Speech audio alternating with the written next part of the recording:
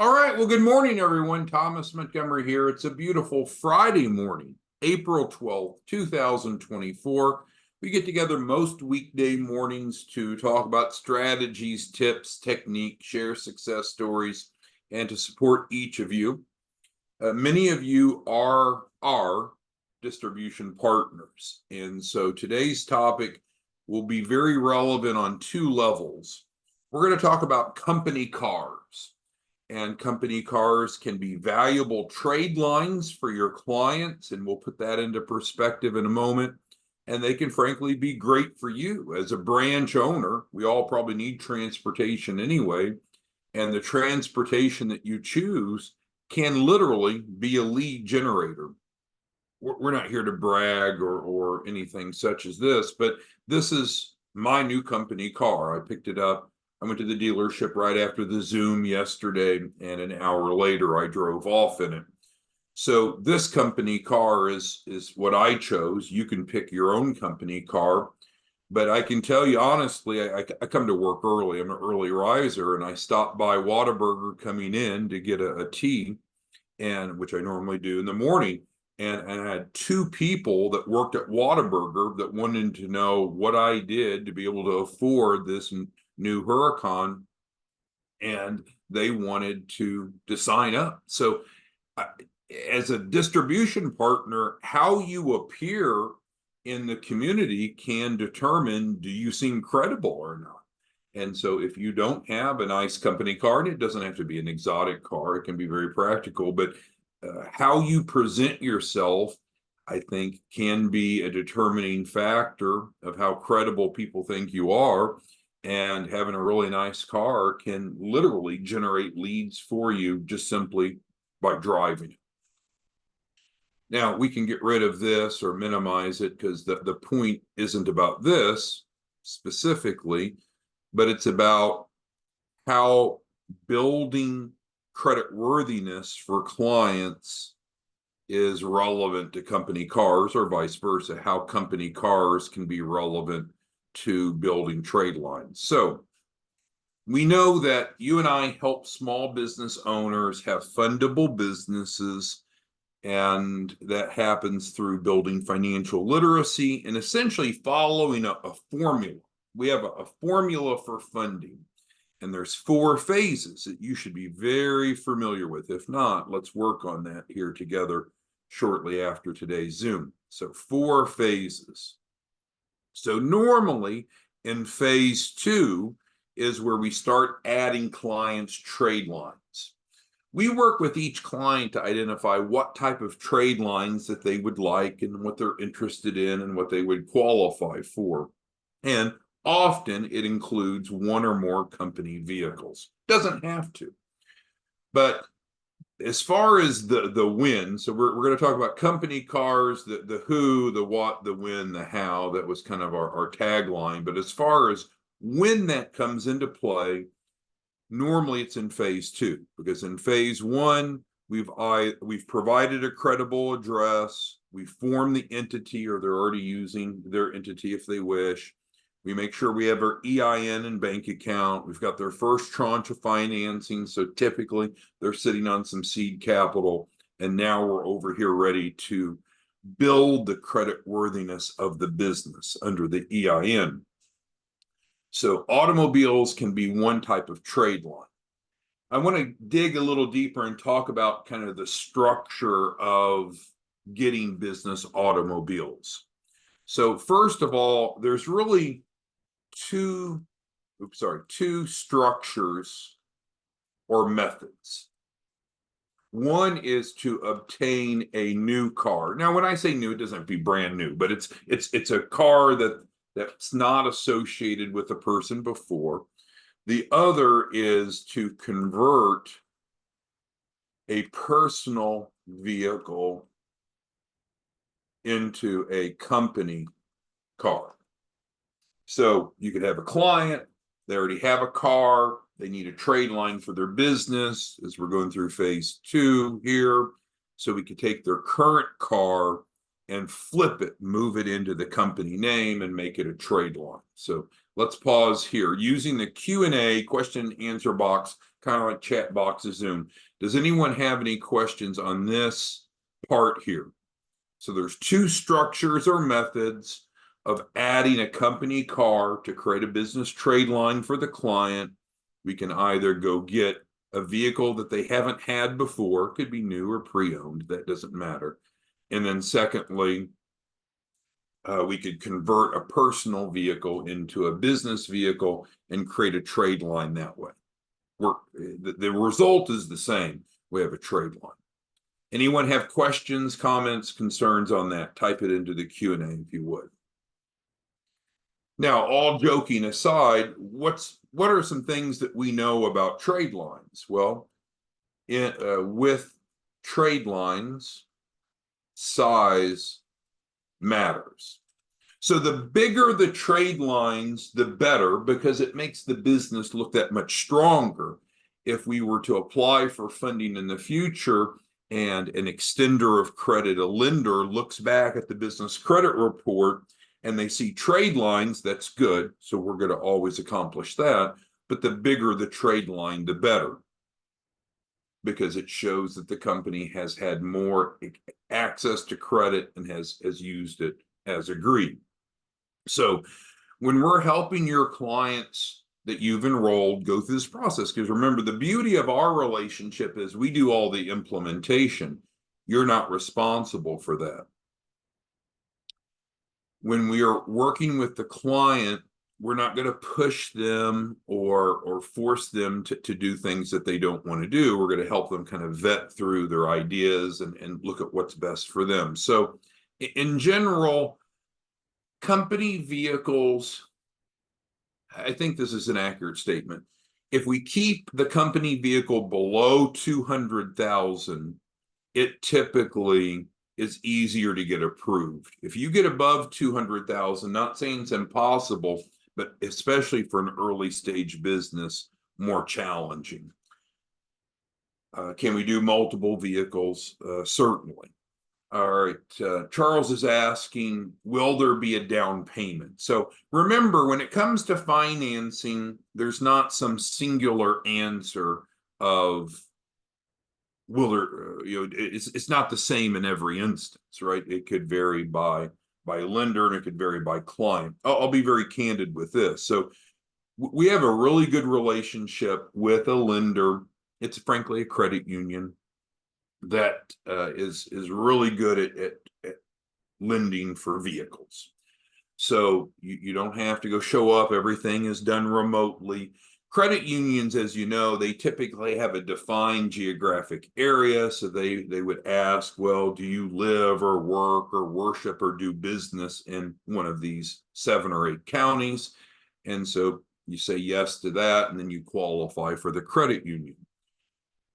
To access that credit union for automobile financing, they do charge $5. You got to join the credit union for $5. So that's kind of the entry point. And then after that, typically they will issue an approval. So again, I'll be very candid. My company did not get approved for 100% financing. So my approval was for only 190,000. So the credit union said, okay, you got 190,000, you can go buy the vehicle. But anything that's above 190,000 comes out of my business's account. So was there a down payment? Yes, because the Huracan was more than 190,000. But technically, there didn't need to be a down payment. It's just the car that I wanted exceeded the borrowing capacity that my company had. Now, your company may have more, so maybe you can get more than 190,000, and if it meshes with the vehicle price, including tax, title, and license, then it may be that you don't have a down payment. But in general, avoid advising your, number one, we're doing the implementation with clients, so you should leave that to us. But if the topic comes up, try to avoid identifying interest rates or underwriting criteria, because it's not your decision, nor is it mine. It's the lenders. And so if you start saying things like it's certainty and it doesn't turn out that way, the client could be upset. So in general, just remember our role collectively, we're technical advisors. We're not the lenders. Make sense? Okay. So Harold asked, are there restrictions on how you use the company car? I'm going to go with no, Harold, but maybe you could elaborate on that because I don't know what you mean really. Marilyn's asking a little bit about sizes of trade lines. So again, we want to help every company have a strong business credit profile. It's an essential element of having a fundable business. That's what we do for clients through the startup program. We know that we're going to want to add, well, let's go back to trade line. We'll call it trade line 101. So what is a trade line? A trade line is an extension of credit to a business that reports on the business's credit report, like Dun and Bradstreet, for example. So there's lots of different types of trade lines. Automobiles are not the only type, but it's something that's tangible. Most of us need a vehicle anyway. Why not put it in the business name? Now it's tax deductible. If it qualifies for Section 179 of the IRS tax code, it can be accelerated depreciation and so forth. And maybe it's really practical. This vehicle is not practical. This vehicle doesn't even have a cup holder. So you literally have to hold your drink when you drive. So this is not practical, but a lot of people will want something that's practical. Maybe they want a cargo van or SUV or what have you. It's up to them. Can they get multiple vehicles? Of course. So Harold says it's his understanding that a company vehicle can be used only for business purposes. Well, I don't think that's correct. I mean, if you own the company, Harold, you determine the rules, right?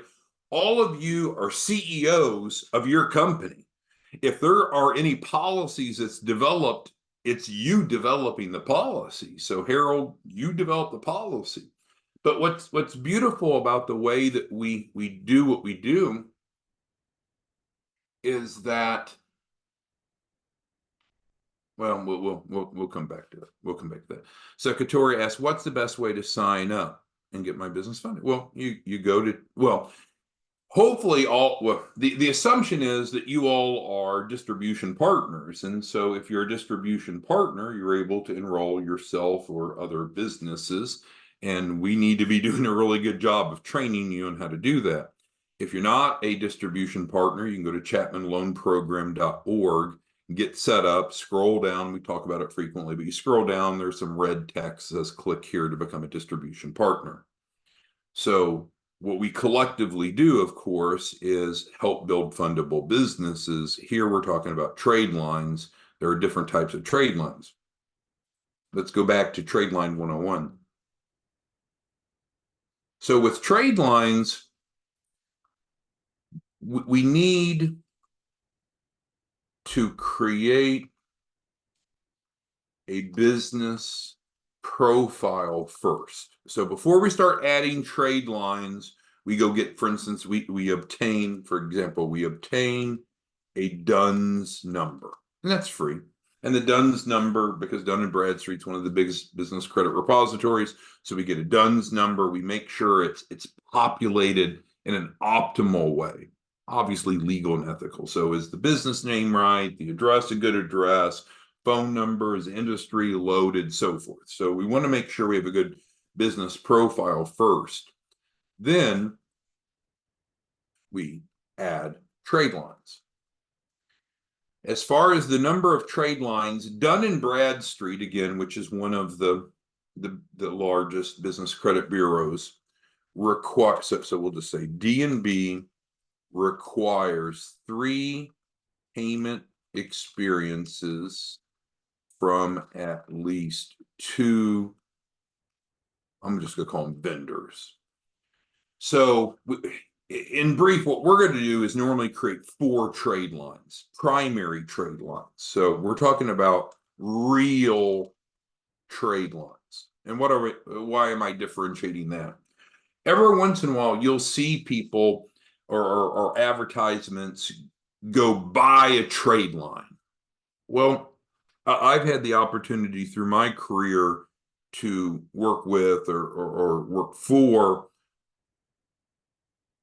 credit bureaus. If a credit bureau ever hears that you bought a trade line, they would not allow it to report because that's not the way the system's designed to work. So if someone offers a client to buy a trade line, it in itself is not illegal. However, using a trade line that's not real, quote unquote, could be considered bank fraud. And then to use that to obtain funding is fraudulent, and you could go to prison. So trade lines need to be real. So we've got to focus on real, and that's what we do. So we set clients up with real trade lines. So if it's an automobile that's posting, it's a real automobile that they have. If it's a credit card that's posting, it's a real credit card that they have that they can use. If it's a loan, it's a real loan that they receive the proceeds. And so we're going to be very diligent in only adding real trade lines, and automobiles are just one example of a trade line, but it tends to be a larger trade line.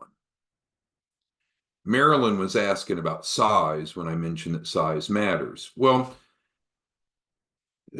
there's technically no minimum and no maximum, but so the end goal, of course, is for us to take clients and go over here and get cash funding to start or grow a business, right? We're not distracted from that, but we're putting the building blocks together, and one of which is having a strong business credit profile, our discussion today. For most of our clients, the largest trade line that we can get for them is probably a business automobile, because they'll probably qualify for more for a business automobile than they will for an individual credit card. Now, I've had credit cards as high as 75,000. That's the highest credit card I've ever had. Maybe you've had larger. But, vehicles can be a lot more expensive. And so now we added a trade line of 190,000. So why does size matter? Size matter because when we get over here and we're applying for funding, the lenders are going to look at, well, how does the business credit worthiness look? And so did the business pay on time? Remember we created those payment experiences. And then what is the amount of credit we've had? So I don't know what else to say, but other than size matters.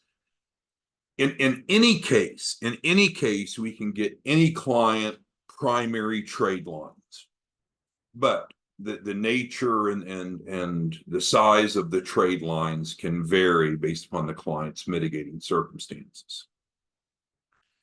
All right, so Charles has a question about the finance structure of vehicles. So let's cover that. So finance structures. So we could have business financing with no PG, no personal guarantee. We could have business financing with a PG, with a personal guarantee. We could have a joint financing, and that means both the business and the owner. And then fourth, we could have just consumer financing. So any of these can get us into a vehicle, but it will affect. So here, this would mean that it's under the EIN only. There's no guarantor on it. It's just under the business name itself, and it should report on the business credit profile. Here, the car is in the business name. It's financed through the business, There is a personal guarantee, but normally this would not report on the personal credit, only on the business. Here it's joint, so both the business is getting reporting and the business owner. So now it's reporting on the owner's credit report as well, which is good. It's a positive trade line, but can affect DTI, debt to income. And then we have consumer financing, which really leaves the business out of it. So to get to his question, those are the four primary types of structures. So how will we structure each deal? Well, part of it depends upon what the client qualifies for, the lender, and so forth. Because always separate yourself from the structure of the financing. As I mentioned earlier, you don't determine the interest rates. You don't determine the term. You and I are not the lenders. We're the technical advisors helping prepare people for funding. In this case, the Huracan was only financed for 190 because that's the maximum. So I had to pay everything, or my business had to pay everything else out of pocket. And it was 84-month repayment terms. And I don't remember what the payment is, but it's around $4K a month, ballpark. But again, it's all function of what does the client want for a vehicle, what do they qualify for, and what does the lender offer. The beautiful thing that you and I have as branch owners is your branch should be bringing in $100,000 a month. You hear me say this over and over. That's a fact. We need to make sure that your branch is bringing in at least $100,000 a month. We need to put you on payroll and make sure that you have a salary where you're paid every Friday. I recommend $5,000 a week. We should be able to get you a really nice company car. So we need to run the branch like a business. You're the CEO and you need to be paid like the CEO, and you need to be able to recognize the rewards of that.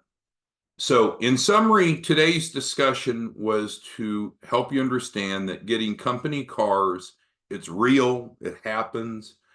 We bought the Porsche, which this is on the showroom floor at the Porsche dealership. This is a photo of the car. This was the car that I bought yesterday was actually featured. It was on TV in September of last year. And so this is a professional photo shoot. I didn't take this picture, quite frankly. I did take this shitty little picture here. But the bottom line is we can help your clients get funding. Part of that is adding trade lines. Trade lines can be credit cards, loans. It can also, equipment financing can also be automobile financing. And if you would like a company car, that would be great. We can help you with that. Just go through the process yourself. And then in closing, having a nice car will get you leads. Literally, people will stop you and say, nice car. Gilbert, what do you do to be able to afford that car? Jeanette, what do you do to be able to afford that car? Pauline, what do you do? Pearlie, what is it you do? Rosalind, what you do? People will stop you. Selena, what do you do? And if you have a really nice car, that gives you an opportunity to hand them your business card and say, hey, I help businesses get funded. Do you have any ideas, any concepts, any need for business funding? If so, let's talk. And people will enroll with you because you elude success. All right. Well, thanks, everyone. Let us know what we can do for you. Again, anyone that's not a branch, you're welcome to become one. ChapmanLoanProgram.org. It's in red text. Our phone number's on there, our email address is on there, and we'll see you back Monday morning. Thanks, everyone. Bye-bye.